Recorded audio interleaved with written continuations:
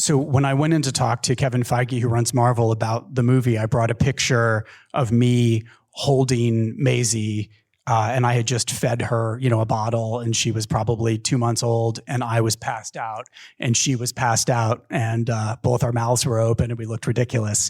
And I said, this is the Fantastic Four. This is what I want to make.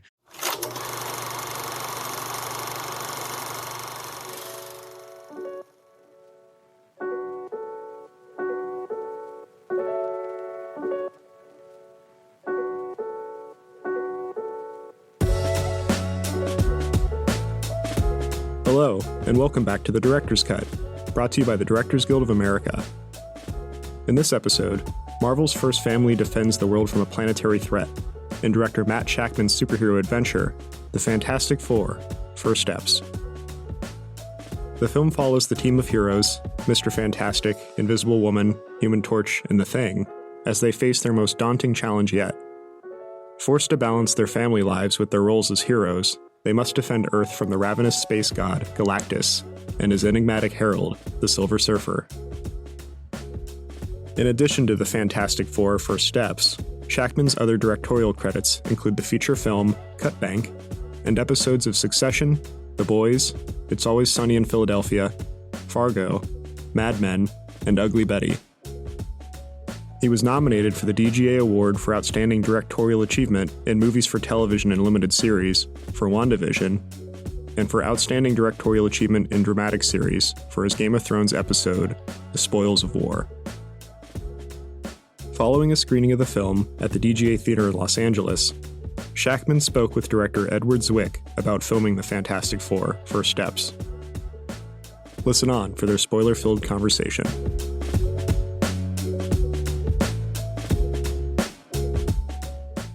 So the first question to ask is, do you think you could have made this movie before you had a kid? Oh, 100% not. My daughter's right there. She's 9. That's Maisie. And by far the most fantastic thing that's ever happened in my life was the birth of my daughter.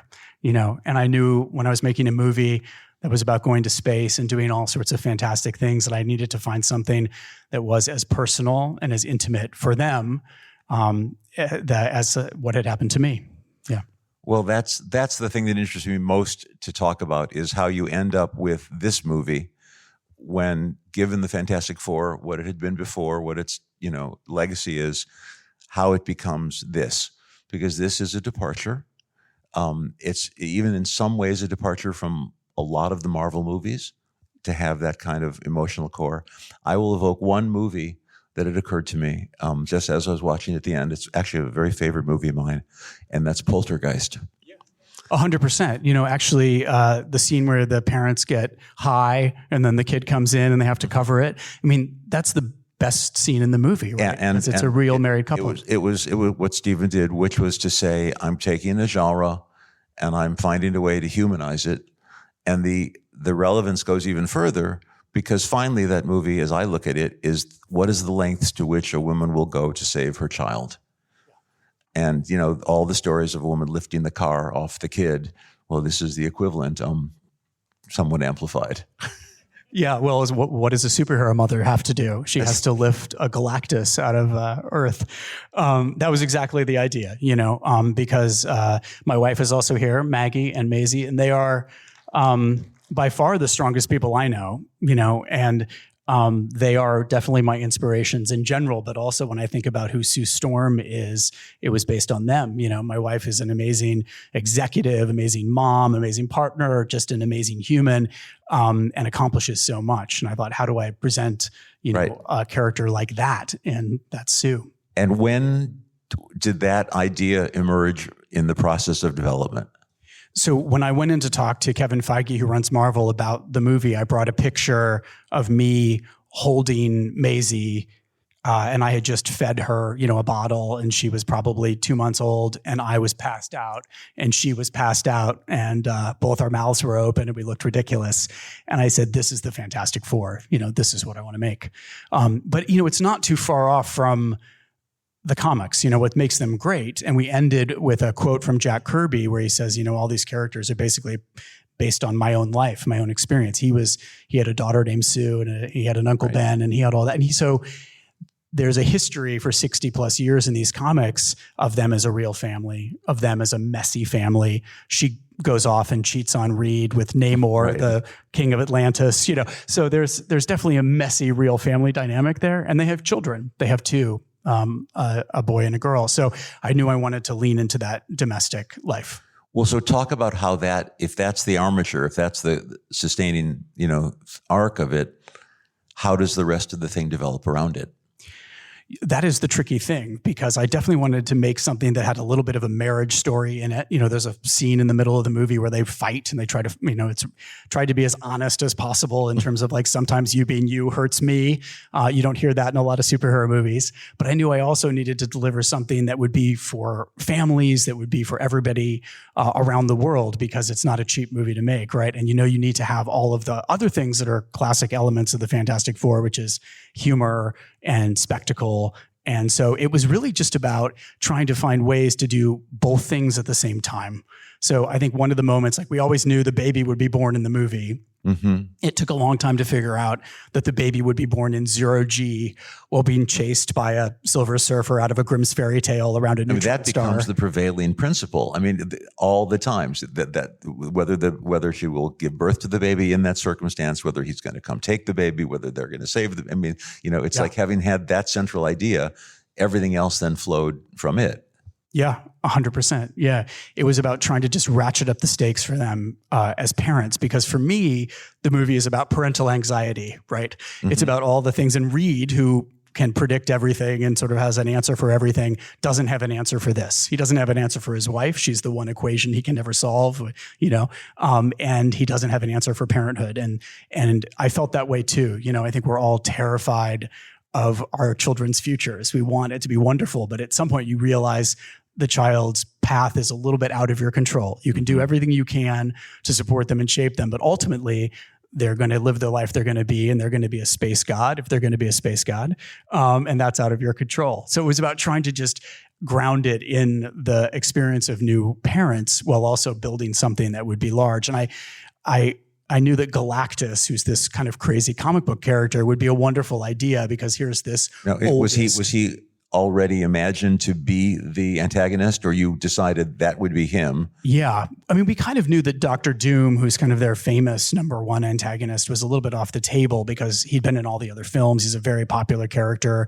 He takes up a lot of oxygen. And so when you're trying to introduce a family and a retro future 60s world, there's just a lot then, and he takes up too much space. So we went for Galactus, who literally takes up a lot of space, but a little bit easier narratively. And I loved this notion of the oldest, most ancient, biggest thing in the world wanting the tiniest, smallest, most innocent thing in the world.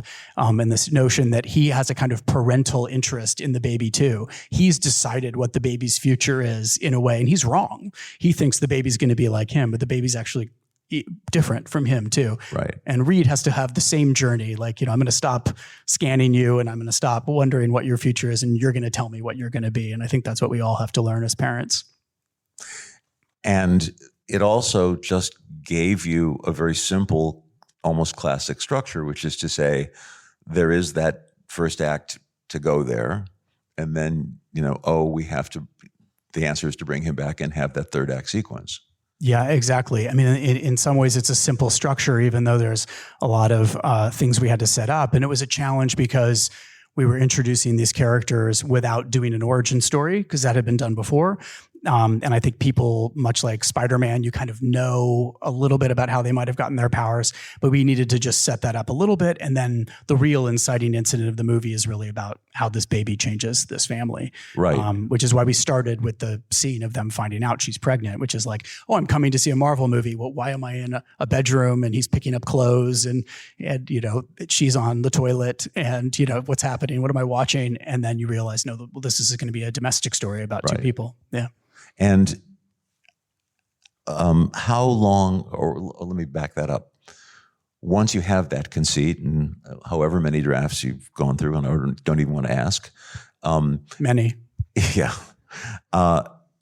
You then say, okay, I'm going to draw this movie, or I'm going to previs this movie, and I'm going to do both those things at once? Or talk about that process. Yeah, it's a great question. A little bit of everything happens from the beginning, because even as we were developing the script, we would land on, say, Galactus, and we begin designing what Galactus would look like. We knew the Thing was going to be a huge challenge, so we started designing him early on, Silver Surfer, and so on. So there was a design process that ran in parallel with script development. And then once I started having scenes that made sense to me, even just the notion of a scene, I would sometimes turn to my storyboard artist. Did that go back and forth? In Yes. other words, having conceptualized something, Yep. did that then find its way back into the script phase? Yeah, very much so. Yeah, we would create things in storyboards, which is the way animated films are done. My wife works in animation, and famous where storyboard artists will go off and just kind of create sequences, and then those will come back, and then the script will adjust. And sometimes those sequences need to be changed a little bit. It's a dance between the artist and the screenwriter as they develop it. And it's similar too, because I'm working out ideas. So Herbie baby-proofing the Baxter Building was just an idea I had, and I started working with a wonderful storyboard artist named Doug Leffler, and we just came up with a bunch of fun ideas, and then that made its way into the movie. And that was true for large sequences as well as little intimate. I've always felt that when I've worked with someone like that, that's almost like cheating.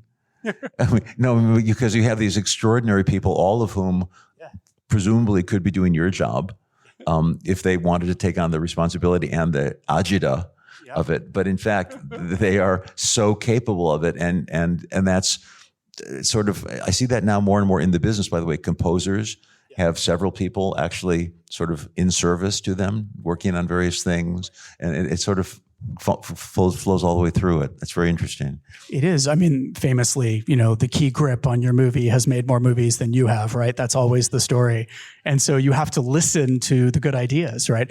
I prepare as much as I can, and then I show up being open to the new idea, the better idea, and I feel like that's how you have to do it. But yeah, I think that's the great thing about making a movie. It's so collaborative. You work with all these talented people. Well, in fact, the key is to actually hire people more talented than you.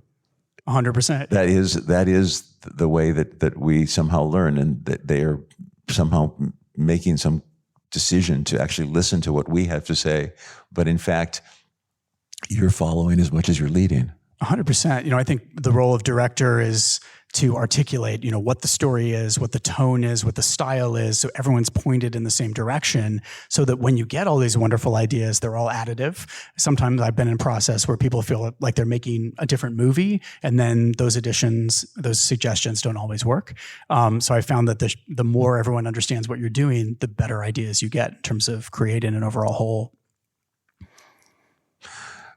Well, so talk about then directing the actors, because sometimes in an ensemble movie, and particularly I think in a movie like this, it's a little bit like you're in the United Nations, where, what the distinguished representative from the National Theater is saying to the actor from the Chicago stage.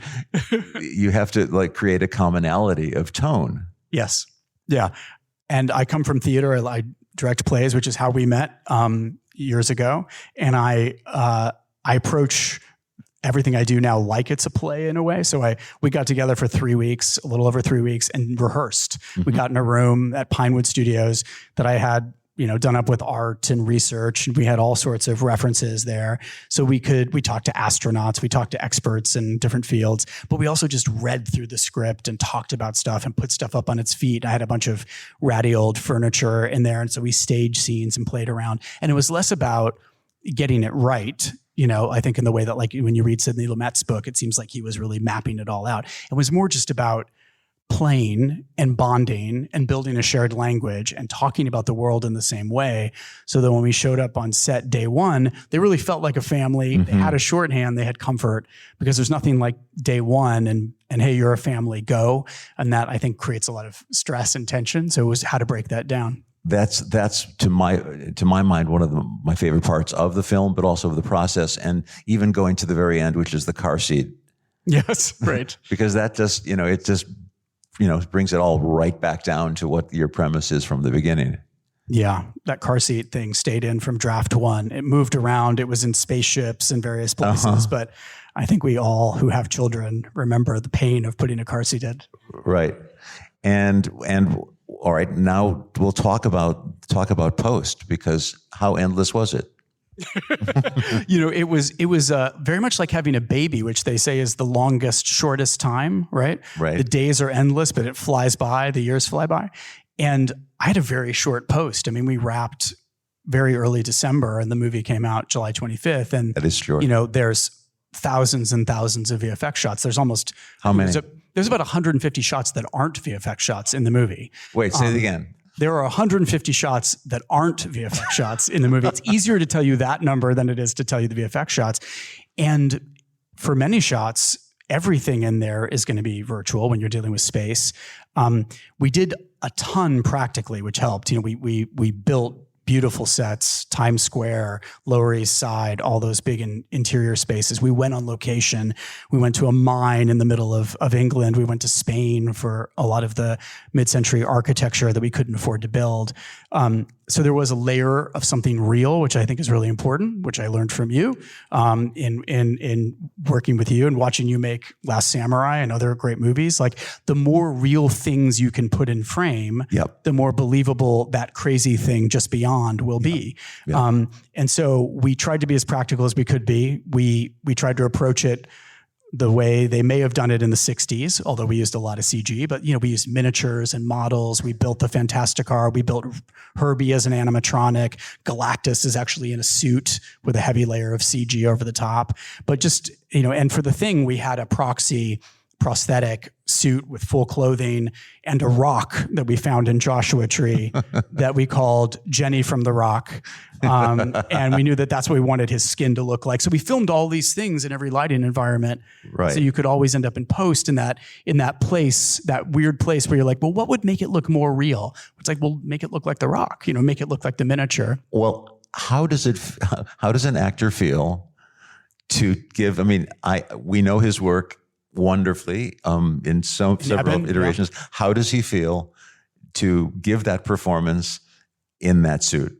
Well, he didn't ever put on the suit. Like, he was always in a mocap suit. Right. We had an actor there who would come in after we'd staged the scene, and we would just check ourselves and just make sure proportions were right. The blocking made sense because ultimately he'd have much broader shoulders and a different silhouette, and we wanted to make sure we didn't end up in trouble. Yes, you had to keep him in a different context and proximity to everyone else and the set and how he sits and everything around him too. Exactly. That's a challenge. And then how he would use the knife and all that. We used that as a kind of R&D.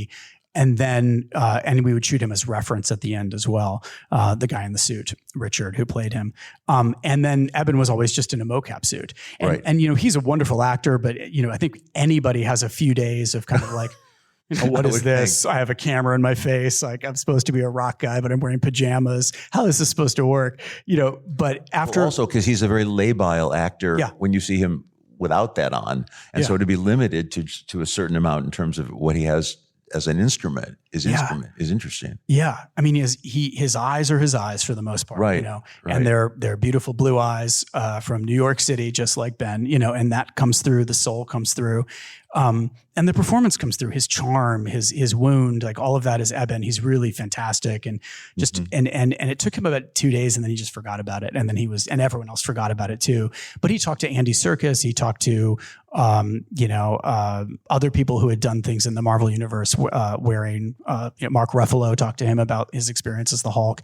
And he just kind of warmed to the idea.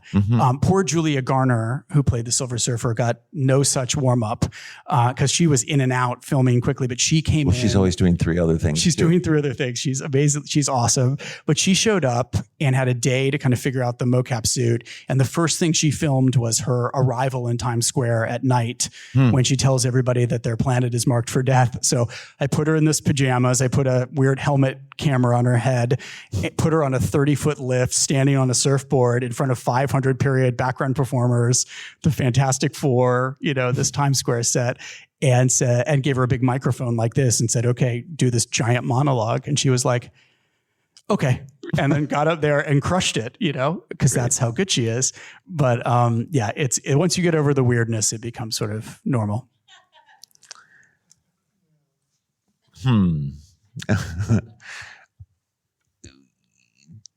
You come from a very interesting background. I don't know if people know this, that you were a kid actor. that you were interested in effects and creature effects. And then you took a screaming left turn, which is to say into the realistic theater, into drama school, into, Strindberg and whatever else it was. And, do you feel that in some sense this is a coming full circle? Yeah, in a strange way, it is. Yeah, I was a child actor, but I became obsessed with special effects makeup, and I was a student of Dick Smith, may he rest in peace, amazing artist, who actually wrote my college letter of recommendation, because I ended up going to Yale where he had gone and sort of found the theater there and kind of left makeup behind and kind of moved into directing and directing theater. And so, yeah, in a weird way, I guess making a Fantastic Four movie draws on all of those that things. passion. Yeah, and absolutely. But also the theater certainly has a place in it. Because I think when you make something big, as you have many times, the more personal you can make it, the more specific you can make it. It's actually about what is small inside of it. That's the only thing that holds it aloft. Yeah. Is that, because that's finally, we've seen a lot of Marvel movies, but we haven't seen this set of relationships, or we've seen this set of relationships, but not in a Marvel movie. Right. So you're creating a new form, a new hybrid, and that is what's giving it the gravitas. And that's when these movies work best, at least to me. Yeah. When it has that additional part of it. Yep. What should I ask you now?